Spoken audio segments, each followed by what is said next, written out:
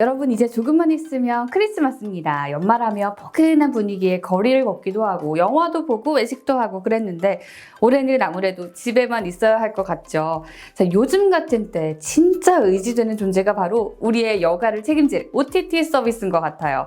개인적으로는 넷플릭스를 자주 이용하는 편인데 요즘 이 넷플릭스, 예전 넷플릭스만 못하다 이야기 가끔 들리죠. 정주행하고 볼 콘텐츠가 없다는 거죠. 자, 아니나 다를까 요즘 주가도 많이 떨어진 상태입니다. 매출은 전년 동기 대비 23% 늘긴 했지만 신규 가입자 수가 예상했던 250만 명보다 낮은 220만 명에 그쳤거든요. 2016년 2분기 219만 명 이후로 최저 증가세라고 합니다. 코로나19로 상반기에 2,586만 명의 가입자가 몰린 것과는 대조적인 수치죠. 여기에 디즈니 플러스, HBO, 애플 TV 같은 후발주자들이 등장하기도 했고요. 넷플릭스는 국내 투자자들이 많이 사는 해외 주식 종목 탑 10에 항상 드는 인기 주식이라 걱정하고 계신 분들 계실 것 같은데요. 작년 이맘때만 해도 300달러, 33만 원 초반대의 주식이 10월 중순 544달러, 60만 원까지 180% 증가하더니 지금은 480달러대에서 왔다 갔다 하고 있습니다. 자, 아직까지는 상승 탄력이 좀 부족해 보이는데 넷플릭스 정말 위기인지 아니면 지금이 저가 매수의 기회인지 신지은의 경제백과에서 짚어봤습니다. 넷플릭스의 역사는 이미 아시는 분들은 다 아시죠. 1998년 온라인 DVD 대여업체로 사업을 시작했고 구독 모델을 만들어서 택배로 무제한 DVD 대여를 제공했었죠. 2007년 아이폰 출시와 함께 이전부터 생각해오던 스트리밍 기능을 출시했고요. 많은 사람들의 입에 오르면서 가입자 수를 순식간에 확보할 수 있었던 건 2013년 하우스 오브 카드라는 오리지널 콘텐츠로 대박을 터뜨리면서죠. 자, 넷플릭스는 바로 이거다 하면서 거대 자본을 아낌없이 투자하기 시작했고요.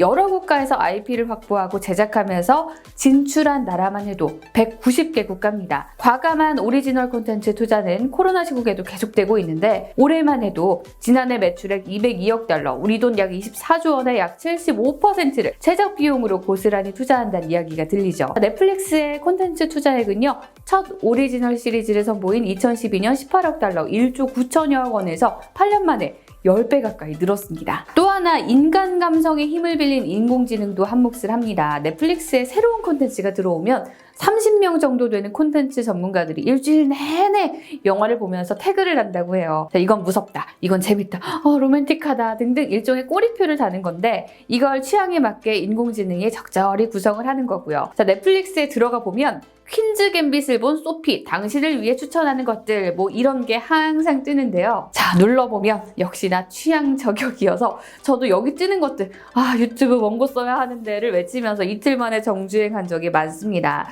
자, 이런 맞춤형 추천 알고리즘까지 더해지면서 유일한 경쟁자가 수면 시간 뿐이다라는 말이 나올 정도로 전 세계 인기 OTT로 자리를 잡았죠. 무소불위의 1등을 자랑하나 싶던 넷플릭스도 요즘은 고민이 많을 것 같습니다. 2020년 2분기 매출액은 약 61억 달러, 6조 7천여억 원으로 3년 전보다 3배 가까이 늘긴 했지만요. 문제는 순가입자 증가수입니다. 아까 잠깐 말씀드렸듯 경쟁자가 속속 시장에 진입하고 있기 때문이죠. OTT 시장을 오리지널에 과감한 투자하는 머니게임으로 만든 장본인인 넷플릭스도 긴장할 만한 디즈니, 워너미디어, 애플, 심지어 아마존까지도 플랫폼에 콘텐츠를 얹기 시작했습니다. 2019년 11월 디즈니 플러스를 런칭한 디즈니는 넷플릭스보다 2,000원 정도 저렴한 가격에 훌루와 ESPN 플러스까지 묶어서 라이온 킹, 인어공주 같은 정통 애니메이션부터 스포츠까지 가족 모두가 즐길 수 있는 콘텐츠 팩을 제공하고 있습니다. 서비스 시작 첫날에만 글로벌 고객 1,000만 명이 가입을 했고요. 10개월이 지난 지금 7,300만 명의 회원을 보유하고 있습니다. 자, 넷플릭스가 2,000만 명의 회원을 보유하기까지 12년이 걸린 것에 비해 상당히 빠르죠. 여기에 넷플릭스가 오리지널 콘텐츠에 들인 돈 92억 달러, 10조 1,900억 원의 2배인 196억 달러, 21조 넘게를 투자하고 있죠. 자, 디즈니의 OTT는 코로나 위기 속에서 3분기 전체 매출액의 3분의 1을 차지할 정도로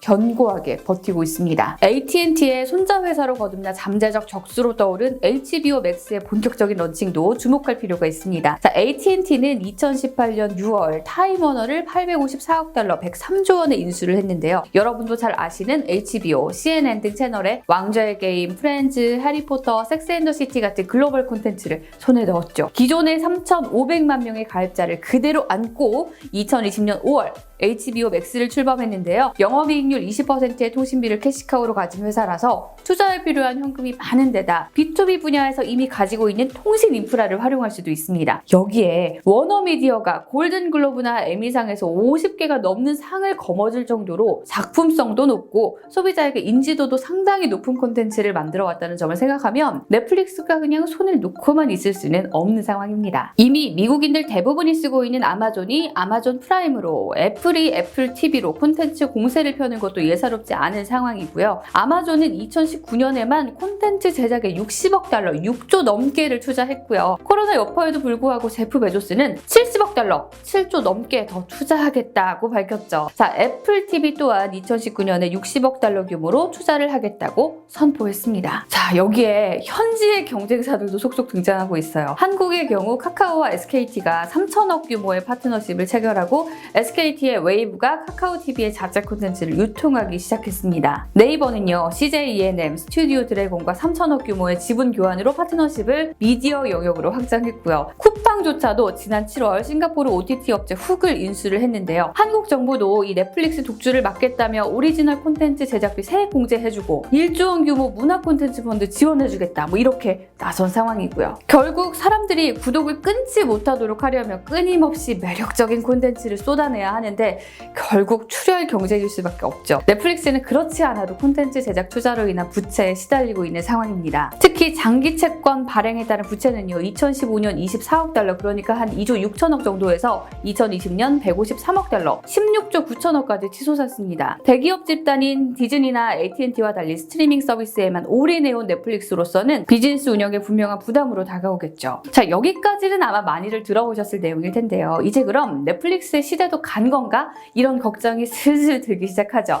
하지만 그래도 넷플릭스라는 의견 여전히 많습니다. 자, 먼저 44억 명의 잠재 고객이 있는 아시아 태평양 지역을 선점했다는 점입니다. 넷플릭스가 올해 3분기에 확보한 신규 가입자의 46%인 100만 명이요, 아시아 태평양 지역 가입자라고 하더라고요. 아직 아시아 지역은 다른 지역에 비해서 상대적으로 가입자 수도 적어서 성장성이 높고요. 사실 저만 해도 디즈니 플러스나 HBO보다도 넷플릭스가 더 익숙하네요. 넷플릭스는 통신 인프라가 잘 갖춰져 있고 또 스마트폰 사용률이 높은 동아시아를 타깃으로 하고 있는데요. 한국에선 한류를 이용해서 블랙핑크 다큐멘터리를 포함해서 킹덤, 스타트업 등 최고의 가수와 배우들이 참여한 콘텐츠가 지속해서 제작되고 있습니다. 자, 이렇게 이미 현지 제작사와 제작부터 송출까지 협력해서 진행한 경험이 있다는 건 넷플릭스의 확실한 경쟁 우위라고 할 수 있습니다. 아직까지 북미와 유럽 중심으로 사업을 펼치고 있는 디즈니 플러스와 HBO 맥스의 아시아 진출이 성공적으로 이루어질 것인가, 이걸 장담하기는 좀 이른 것 같습니다. 지난달 넷플릭스가 미국 서비스 구독료를 인상했죠. 그럼에도 불구하고 해지율이 낮았다는 것도 긍정적인 포인트입니다. 뱅크 오브 아메리카는요, 넷플릭스의 해지율은 2.7% 정도로 작년 재작년과 비슷하다고 짚었죠. 디즈니 플러스가 서비스를 시작해도 유의미한 구독자 이탈은 없다라는 자료도 제시가 됐는데, 결국 한번 넷플릭스를 이용한 고객이 가격 인상에도 넷플릭스를 이용할 확률이 높다는 건 넷플릭스가 가입자당 평균 매출 증가를 견인할 능력이 있다는 얘기겠죠. 제프리 증권은요,